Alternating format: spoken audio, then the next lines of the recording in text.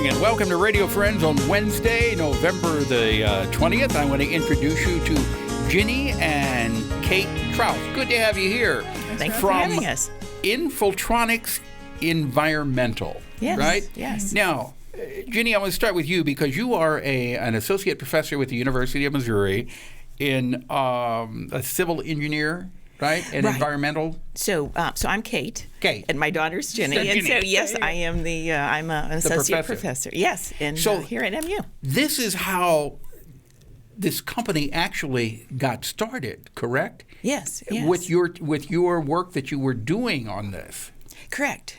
So so my background, I teach all of our students our hydrology and the hydraulics, and I think and work on water and stormwater all the time. Yeah. And had this idea. Most of us don't think about stormwater management, but it really is very important, isn't it? In many ways, it's an environmental issue, it's a safety issue, it can be a health issue, so stormwater is pretty important. So what are you doing with our community in stormwater management? So we're doing a variety of things, but one big push we've been doing recently is a partnership with Rockbridge State Park. They have a research program through the Missouri Department of Natural Resources State Park Division. And so we currently have one site where we're doing research on our stormwater management device. And we're very shortly going to have a second site as well. So we're very excited about that. So what are you doing with the site? So on each site has kind of different ways of managing stormwater.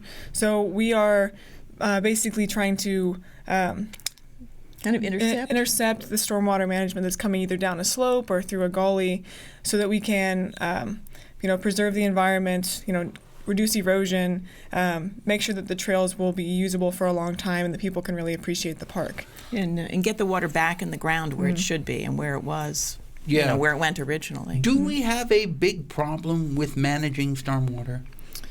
I think in general we do, because for most of, until about 20, 25 years ago, we never really thought about it. Right. And so now if you look on a large scale, just in the United States and in cities and towns everywhere, we're now trying to make up for hundreds of years of not thinking about it, as well as preparing for the development that we're doing now and making sure we're managing it appropriately. All of the pavement that we have now is adding to the problem, is it not? Right, that prevents that infiltration. That's the natural process. And so the water moves over the surface and runs to streams, so more of it runs to the streams. But at the same time, water picks up and can dissolve any materials that are on the surface and transport them to the stream as well. So that's part of the problem as well, what gets transported there. Is there not a type of pavement that allows water to seep through instead of running off? There's a class materials of pervious pavement, and like most of the materials and everything that you use for stormwater management, it needs to be maintained properly. And so maintenance is the key to the operation of the pervious pavement as well as to everything else that we put in. You need to think about that. Yeah. When we are walking down the sidewalk or the street and we see a storm drain and there's a sign there, remember, this water goes into our streams and rivers. We need to take that seriously and not dump anything down in the storm drains, correct? Oh, absolutely. And there's city ordinances that say that don't put these other materials other than just storm water going in there.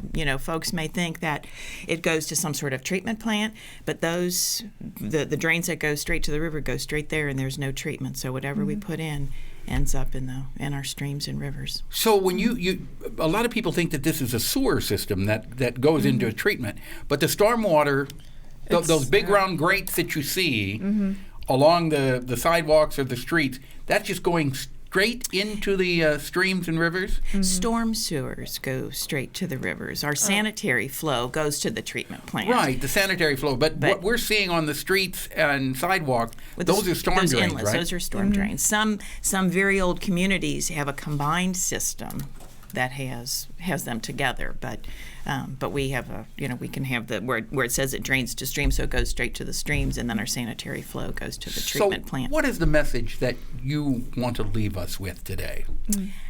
Think about what you do with your land surface, how you manage your stormwater. It's really to be thoughtful about what we do on our land surface, what do we put on the surface, how do we manage the stormwater, and think about it in big ways and little ways too. Putty, what about when we fertilize our lawns? Is that's runoff then when we have heavy rain? That fertilizer will run off into the streets and then the storm sewers, right? Yeah, so be responsible when you do fertilize. Think about when you're putting it down. Think about how much you really need. Do it at the right time of year. So that goes back to what she was saying of really think about your environment and how you interact with it and how stormwater is part of that as well. Do you see our way of thinking changing in the next 3 to 4 to 5 years as to what we're doing and how we manage it? I certainly hope so. We've seen progress over the past few years. There's educational posters and signs at rain gardens and parks. The City of Columbia and other communities do outreach to children in schools and whatnot. So I think, over time with different people making an effort and being aware of what's going on, that we hopefully will see, progress going forward as well. Mm-hmm. Yeah, and what are you hoping to accomplish with this company? Well, we're trying to kind of move that forward. That Ginny was saying that the evolution and the engineers are always trying to improve processes, and this is a process to try to take advantage or promote infiltration. And so that's when we think about how stormwater management is evolving over time.